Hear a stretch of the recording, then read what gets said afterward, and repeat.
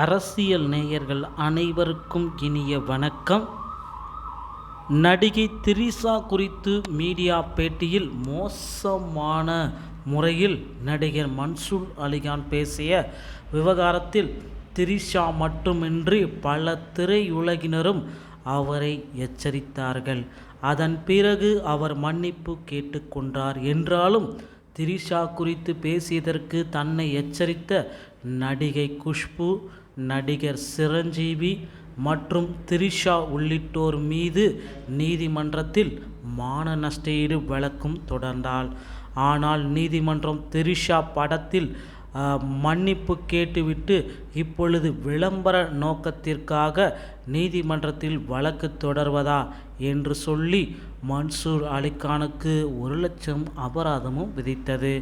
இப்படி ஒளியாக அந்த விவகாரம் முடிவுக்கு வந்த நிலையில் தற்பொழுது அதிமுகவில் நீக்கப்பட்ட மாஜி நிர்வாகி ஏவி ராஜு என்பவர் அளித்த ஒரு பேட்டியில் அதிமுக புள்ளிகளை விமர்சிக்கும் நோக்கில் நடிகையுடன் எப்படியெல்லாம் கூத்தடியுங்கள் என்று கருணாஸ் உள்ளிட்ட சிலரை விமர்சித்தார்.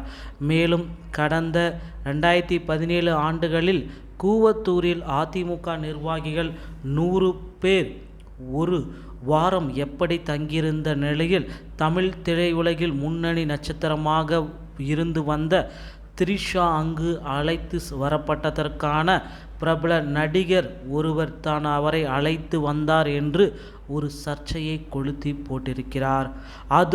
அதோடு அந்த நடிகைக்கு 25 லட்சம் கொடுக்கப்பட்டதாகவும் கூறியிருந்தார். இந்த விவகாரம் பெரிய அளவில் பரபரப்பை ஏற்படுத்திய நிலையில் ஏவி ராஜு என்ற அந்த முன்னாள் அதிமுக நிர்வாகிகள் கண்டனங்கள் எழுந்து வருகின்றன. அவர் மீது உரிய நடவடிக்கை எடுக்க வேண்டுமென்று திரையுலகினர் பலரும் கேட்டுக்கொண்டார்கள். சினிமா துறையில் இருந்து இயக்குனர் சேரன், நடிகர் மன்சூர் அலிகான் உள்ளிட்ட பலரும் திரைத்துறை சகோதரிகளை அரசியல் பார்வையில் விமர்சிப்பது மனதை நோக செய்கிறது. நடிகைகள் குறித்து அவதூறாக பேசியவர்கள் மீது நடவடிக்கை எடுக்க வேண்டும். போகிற போக்கில் நடிகைகள் கீழ்த்தரமாக விமர்சிப்பது கண்டிக்கத்தக்கது என கூறியிருந்தார்கள்.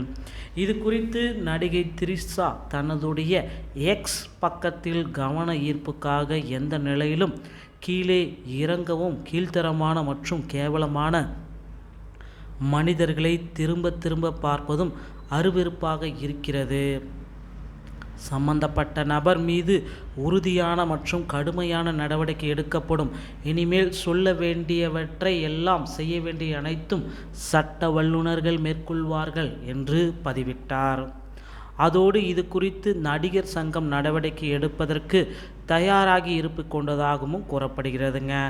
இப்படியான நிலையில் திரிஷா குறித்து சர்ச்சையாக பேசிய அந்த அதிமுக பிரமுகர் ஏவி ராஜு அந்தர்பல்ட்டி அடித்து ஒரு செய்தி வெளியிட்டுள்ளார். அதில் திரிஷாவை போல இளம் நடிகைகளே தான் அவர் கேட்டார் என்றும் எந்த நடிகை என்று குறிப்பிட்டு பேசவில்லை என்றும் குறிப்பிட்டார். நான் எப்பொழுதும் அவ்வாறு பேசுபவர்கள் இல்லை என்றும் தன்னுடைய பேச்சு திரித்து கூறப்பட்டுள்ளதாகவும் கூறினார். கடந்த மாதம் 22ஆம் தேதி அயோத்தி ராமர் கும்பாபிஷேக விழா நடைபெற்றதுங்க. இந்த விழாவுக்கு அனைத்து அரசியல் கட்சிகளும் அழைப்பு விடுக்கப்பட்ட போது பாஜக மற்றும் அதன் ஆதரவு கட்சியினர் மட்டும் கலந்து கொண்ட நிலையில் காங்கிரஸ் உள்ளிட்ட எதிர்க்கட்சிகள் புறக்கணித்து விட்டார்கள். அதோடு பாலிவுட் சினிமாவில் இருந்து நடிகர் அமிதாப் பச்சன், அவரது மருமகள் ஐஸ்வர்யா ராய், நடிகர் ரஜினிகாந்த் மற்றும் தெலுங்கு சினிமா நடிகர்கள் சிலரும் கலந்து கொண்டார்கள். அதோடு கும்பாபிஷேக விழாவை புறக்கணித்த காங்கிரஸ் உள்ளிட்ட கட்சியின் பெயரை பொதுமக்களும் இந்து அமைப்பினரும் கடுமையாக விமர்சனம் செய்தார்கள். இந்த நிலையில் ஐஸ்வர்யா ராய் பார்த்திங்கன்னா ராகுல் மற்றும் மோடியை இழுத்து விமர்சித்த ராகுல் பரபரப்பாகும் இந்த ராமர் கோயில் விவகாரம். இதை பற்றி தாங்க ஒரு முக்கிய காணொளியை இந்த வீடியோவில் பார்க்க இருக்கோங்க. ஸோ அதன் ஆதரவு கட்சிகள் மட்டுமே கலந்து கொண்ட நிலையில் நடிகர் ரஜினிகாந்த், தெலுங்கு சினிமா நடிகர் சிலரும் கலந்து கொண்டாங்க. ஸோ இந்த அமைப்பினர் கடுமையாக விமர்சனம் செய்தாங்க. இந்த நிலையில் தற்பொழுது ராகுல் காந்தி தனது பாரத் ஜோடோ நியாய பாத யாத்திரையை மேற்கொண்டு வருகிறார். இந்த யாத்திரை தற்பொழுது உத்தரப்பிரதேச மாநிலத்திற்குள் நுழைந்துள்ளது. இந்த நிலையில் அவர் பேசும் பொழுது, கடந்த மாதம் அயோத்தி ராமர் கோயிலில் கும்பாபிஷேக விழா நடத்தினார்கள். ஆனால் இந்த விழாவுக்கு பொதுமக்கள் அனுமதிக்கப்படவில்லை. அதே சமயம் ஹாலிவுட் நட்சத்திரம் அமிதாப் பச்சன் மற்றும் அவரது மருமகள் ஐஸ்வர்யா பச்சன் ஆகியோரை பிரதமர் மோடி விழாவிற்கு அழைத்திருந்தார். ஸோ அயோத்தி ராமர் கோயிலில் கும்பாபிஷேகம் தொடர்பாக பிரதமர் மோடியை காங்கிரஸ் கட்சியின் ராகுல் கடுமையாக விமர்சனம் செய்திருக்கிறார். நடிகை ஐஸ்வர்யா ராய் மற்றும் அவரது மாமனாரும் நடிகருமான அமிதாப் பச்சனை சுட்டிக்காட்டி ராகுல் காந்தி பேசியிருப்பது பரபரப்பாக எட்டப்படுதுங்க. இது பார்த்திங்கன்னா எங்கே போய் முடியும் அப்படின்றது சரிவர தெரியலைங்க. ஸோ இதுக்கு அடுத்து பார்த்திங்கன்னா பாஜகவில் தமிழக எம்எல்ஏக்கள் 10க்கு மேற்பட்டவர்கள் விரைவில் இணைவதாக சில கருத்துக்கள் வந்த வண்ணம் இருக்குது. அதை பற்றிய ஒரு முக்கிய தகவலை அடுத்த காணொலியில் நம்ம பார்க்கலாம். இந்த வீடியோ பிடித்திருந்தால் நம்ம சேனலோடு இணைந்திருங்கள். நன்றி, வணக்கம்.